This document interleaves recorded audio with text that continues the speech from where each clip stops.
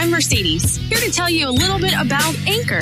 Anchor is the easiest way to make a podcast. Anchor gives you everything you need in one place for free, which you can use right from your phone or your computer. Creation tools allow you to record and edit your podcast so it sounds great. They'll distribute your podcast for you so it can be heard everywhere. Spotify, Apple Podcasts, Google Podcasts, and many more. You can easily make money from your podcast with no minimum listenership. Download the Anchor app or go to anchor.fm to get started.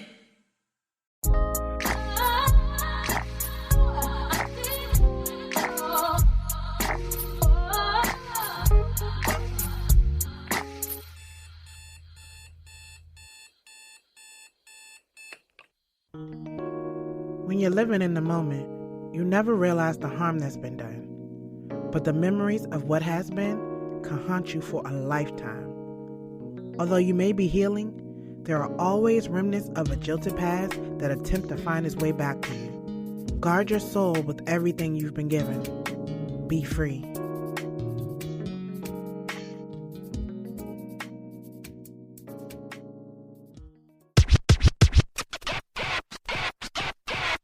I knew that if I answered, I would have to face the facts that Joe wasn't this thing of perfection.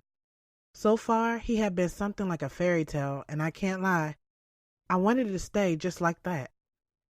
But that wasn't possible because once he shared his secret with me, I could no longer turn a blind eye to his imperfections. I would have to admit it, that Joe was way more than just a fantasy. He was human, just like everybody else. Keena, are you there? Yes. Go ahead, Joe. I'm listening. I'm a recovering sex addict. I know it might sound funny, but I'm dead serious. This addiction has caused me nothing but pain and anguish over the years. I honestly don't even know how I managed to be where I am today.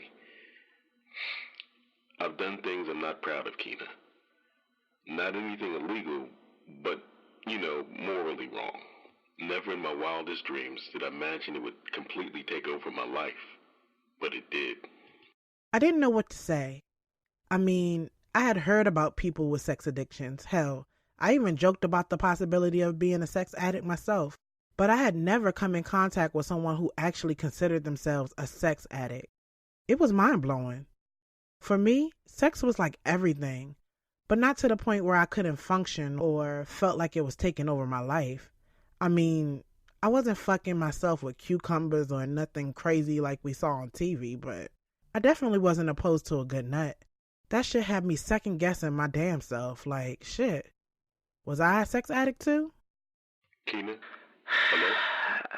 I'm here. I'm just trying to take this all in. I know it's difficult to understand, but I want to explain everything. Okay.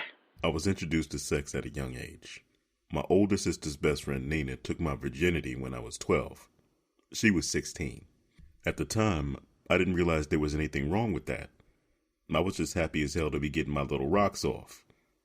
I know it sounds crazy, but where I'm from, things like that are normalized so very early on. I was taught that getting pussy made you a man.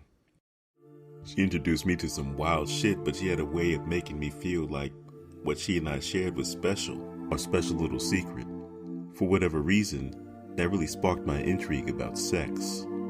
I felt like sex was this secret society of exploration where you could just be free to do whatever the hell made you feel good, and no one could judge you for it because nobody had to know.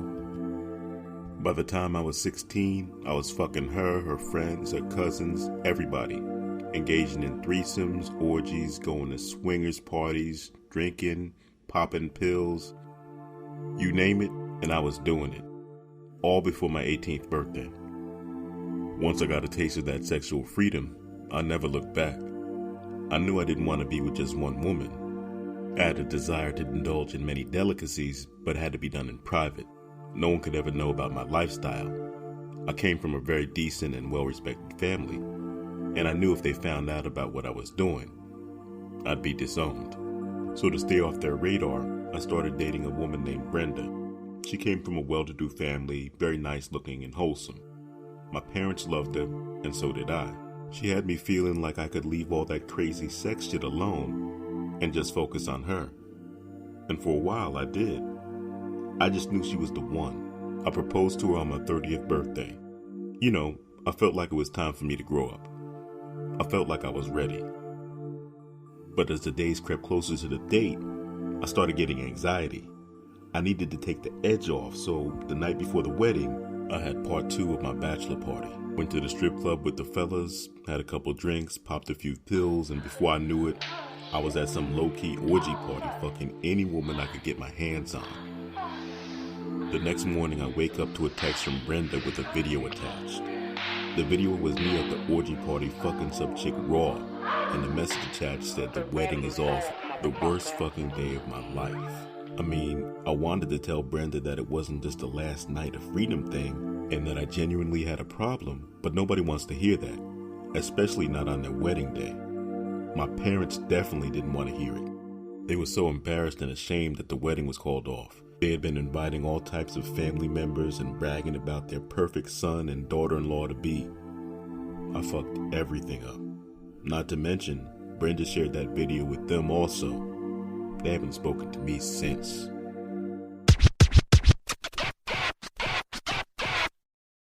I literally had no words. I felt like I was listening to the premise of a dope-ass movie. He had me hooked from the very first word. It's not often that I'm at a loss for words, but Joe definitely had me with this one. Out of everything he could have shared with me, him being a sex addict never crossed my mind. I mean, hell, he never once gave me any indication that he was even into something like that.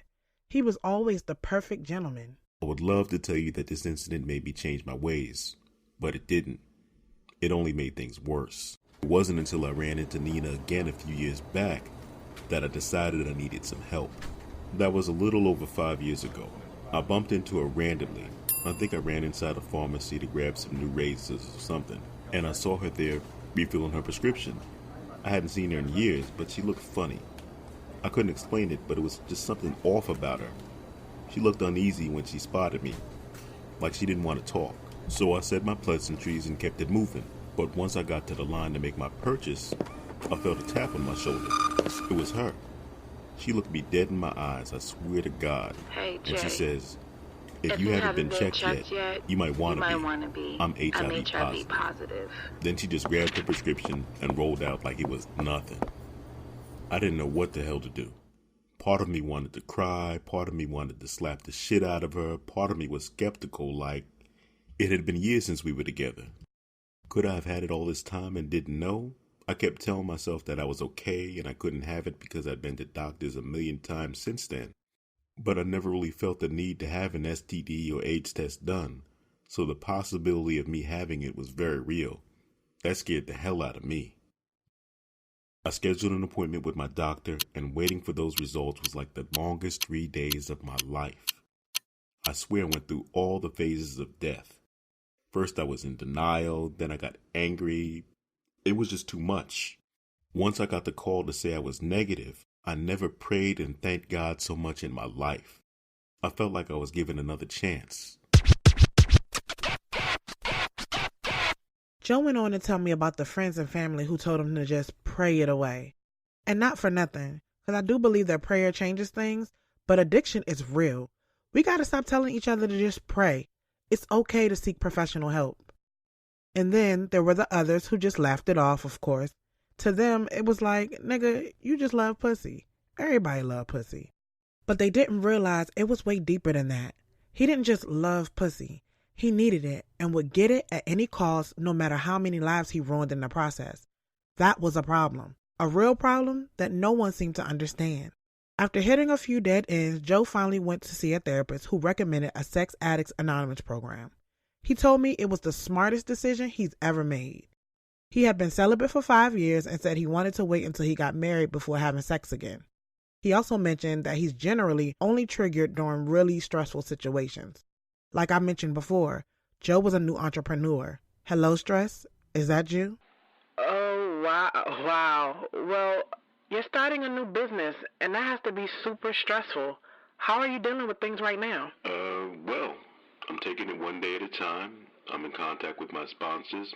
And hey, you gotta stay prayed up. A new business is absolutely stressful, and I'll be very transparent. Lately, I've been having some very vivid dreams about sex. Dreams that involve you. Me? Really? Yes, Keena. I'm very attracted to you. I'm sure you've been wondering why I haven't really touched you or kissed you. It has nothing to do with you. Trust me, I would love to kiss you and touch you, but right now, I just can't set myself up like that. But I wanted to be transparent with you. I'll always be in recovery, Keena. It's a lifelong thing. I know this is a whole lot to take in tonight, but if you want to keep seeing me, you'll have to be willing to go through this with me. Like I said, you don't have to answer now, but it's something I really want you to consider. Did Joe just ask me to be celibate? Now listen, I've been celibate before. I go through these little spurts of celibacy, especially when I'm working on a big project or acting like I'm trying to get my life right. But the longest I've been celibate is a year, which is a long time to me, but it's usually on my terms.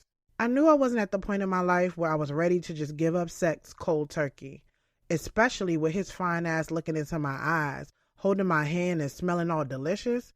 Was he crazy? Hell no. Yeah, this is definitely a lot to take in. Just give me a few days to make some sense of all of it. I'm literally trying to piece everything you just said together. I don't think it really hit me yet. Like, I heard what you said, and I definitely acknowledge it, but it just doesn't register. I can't even fathom what your life has been like all of these years. You're only 38. I just turned 30, and I'll be honest, I'm just not sure I'm there. No, I absolutely get it. Like I said, it's a lot to ask of one person to not only accept it, but be willing to go through it. That's a hard pill to swallow, so I definitely understand you're needing time. I'm patient. I wanted to tell you before, either of us started catching feelings, but every time I thought about telling you, it just never seemed like the right time. But then again, I guess it's never the right time. I mean, how do you say something like that to someone? Joe was right. Sharing your addiction to sex isn't exactly on a first date topic of discussion list. I mean, and I understood that, but that didn't make the information any easier to receive. By the time I reached home, I had come to the realization that I had just given up the best dick of my life to pursue something with a celibate former sex addict. What the fuck? Monday morning came barging in like a bitter bitch with a vengeance. After the weekend I just had, I was so not ready to face the world, but I knew I had to take my ass to work. I was pretty low-key for most of the day. Not my normal bubbly self. I just didn't have much to say to anyone. All I wanted to do was quickly get through the day so I could take my ass home and cozy up to a nice-ass glass of wine. That's it. When I was having a blah moment, I didn't do all that extra shit. Just give me some wine and some old school slow jams, and I was singing my way right on through whatever the fuck it was I was going through in my life at the time. I had bumped into Corey a few times that day, but neither one of us had much to say to one another, but I wasn't surprised. I figured as much. It's not like you can just easily move on from the kind of argument we had. Too much had been said. Neither one of us could take it back, and at this point, I just wanted to get on with my life. It's funny. Whenever I was having a day like this one, I would always call up Lamar and we'd go hit up a movie and then to a bar for a few drinks. He always knew exactly what to do. I hadn't thought that much about him in a while. I mean, he was still in the back of my mind, but I had trained myself to completely forget about my best friend. I miss his ass so much. Like I always said, it was never about sex with us. I just missed his friendship, laughing at his dumbass jokes and cracking on people out in public. It was the little things. I hadn't seen him all day, though. He worked on the other side of the building, so it was pretty easy not to run into him. I was tempted to text him, but I already knew the end result, so I fought the urge yet again. Just another thing I would have to drink about later. And Joe, I tried my best not to even think about him, but it was no use. Why was it that I always got myself into these fucked up situations? I still hadn't decided about what to do about Joe. I mean, I knew a relationship right now was out of the question. I definitely wasn't going to set myself up like that again. Joe was cool. I didn't mind getting to know him, and there was no doubt in my mind that he would be an amazing friend. But going through this whole celibacy journey with him and all of that, it was just too much for me. There was a part of me that told me to give Joe a chance. Hell, what could it hurt? While getting to know him, I could be on my own journey to rediscovery. Getting to know me, the 30-year-old me. That definitely didn't sound like a bad idea. But what would that mean? Would I be completely celibate? Like, me and Joe would be getting to know one another exclusively without any other outside interruptions? Could I commit to that?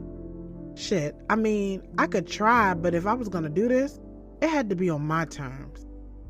I definitely had my concerns. I mean, if I were to be dating Joe exclusively, and we fell in love and were about to get married, I would have major concerns.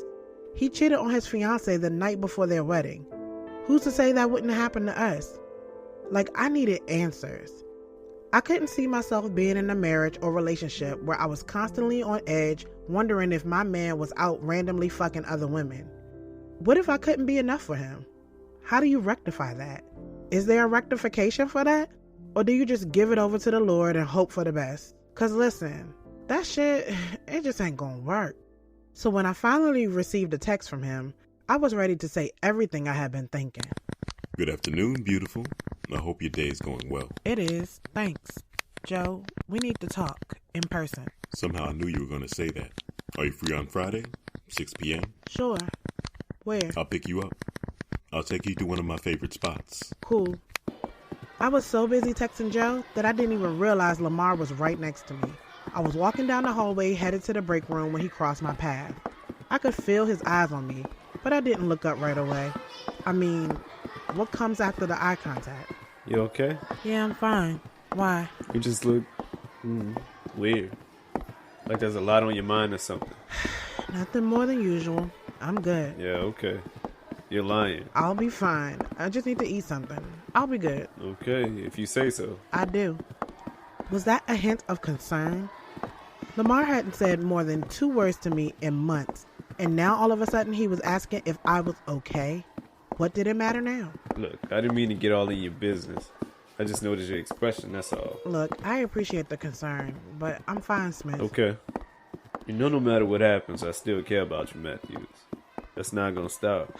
I know. Man, did I know. I had been trying for months to dead my feelings for Lamar, but the shit just ain't always that simple. Although I was over the whole trying to make things work with us, I was so happy to be sharing this space with him. A simple conversation with Lamar, and it was almost as if we picked right back up where we left off. It felt good. You want to see a movie later? Now listen, I was tempted. After the weekend I had, I definitely needed to go see a movie and then get some drinks, but I already knew what it meant for us. Me and Lamar would end up laughing and reminiscing, and then we end up kissing, and you know. I didn't just want to fall back into our old habits. He meant way more than that. It took me a while to really grasp that idea, but I didn't want Lamar as a nigga who I just fucked. I wanted him as my friend. Nah, I can't. I have a few things I gotta do after work. Maybe another time, though? Yeah, maybe. Well, I hope you feel better, Matthews. Now look, I'd love to tell you that the rest of my week was much better than that, but that would be a damn lie. It was one of the longest weeks of my life. That is, until I got some awesome news that set everything back on track. I had just got off the train and was getting on the bus to go home when I received a phone call from a number I didn't recognize. Now, usually, I don't answer phone calls from numbers I don't know, because whenever I did, it was usually a bill collector. But something within me told me to go ahead and answer. Hey, is this Keena? Yeah? Who is this? I'm Black Quest, of The Origin. I was in your town the other night and caught a piece of your open mic performance. Yo, you're dope. I've been trying to track you down all week. Oh, wow. Are you serious? Very serious indeed. I would love to feature you on this new track we're working on. It needs a dope poet/femc on it. And when I heard you spit, yo, I knew I needed to get you on this joint. Are you interested? Was I interested? Hell yeah. The Origin was one of my favorite hip-hop groups. They were like legends. As a matter of fact, I had a few of their vinyl records in my collection. I could not believe that I was on the phone with Black Quest. Out of all the almost famous moments I've ever had, this one definitely topped all of those. Yo, this is crazy. I'm definitely interested. This is such an honor. I can't even believe this right now. Yo, I'm bugging right now. For a moment, I wondered if I was dreaming. Then I wondered if somebody was just fucking with me and was playing a cruel-ass joke. But the more we chatted, the more I knew it was fucking real. I was having a real conversation with Black Quest and it was blowing my mind. How did he even find me? Like, all of these questions just kept running through my head. I was definitely having an out-of-body experience. Well, believe it, Keena, you got real talent. I knew it as soon as I heard it. And believe me, I don't just go looking for anybody. We're recording this joint in Philly next Saturday at 8 p.m. You think you can get up there to work on the track? Most def, just send me the logistics and I'm there. Okay, cool. When I get off the phone, I'll text you the address. I look forward to connecting with you, Keena. This shit is about to be so dope. I need you to come with that fire, alright? I got you. I'm gonna be on it. That's exactly what I need to hear. Alright, Keena, you take care, and I'll see you next Saturday. Alright. I tried my best to stay calm. I didn't want to get my hopes up because shit like this happened before. Never to this magnitude, but I had been given a few opportunities in the past, but like I said, the shit just never panned out. And I was always the one who secretly got my hopes up, planning for this next big move, only to be slapped in the fucking face with the realization that the shit just wasn't gonna happen the way I hoped. That's why whenever I got an opportunity like this, I did my very best to keep it to myself. There's nothing worse than telling everybody that you're about to get put on and the shit just doesn't happen. I was the queen of having shit just fall apart. But nah, that wasn't about to be me this time. I was going to keep this shit under wraps until I was at that studio spitting my fucking heart out on that track. This time, I was going to win. This was going to happen.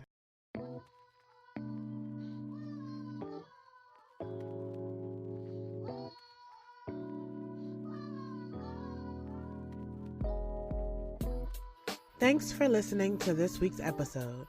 Past Due was created and executive produced by Experience J. Music and sound design by Experience J, Leo Zaruki, and Prism, and Gavin Luke. Podcast intro produced by Jonathan Gaither. Add voiceover by Mercedes Lewis of My Promo Voice.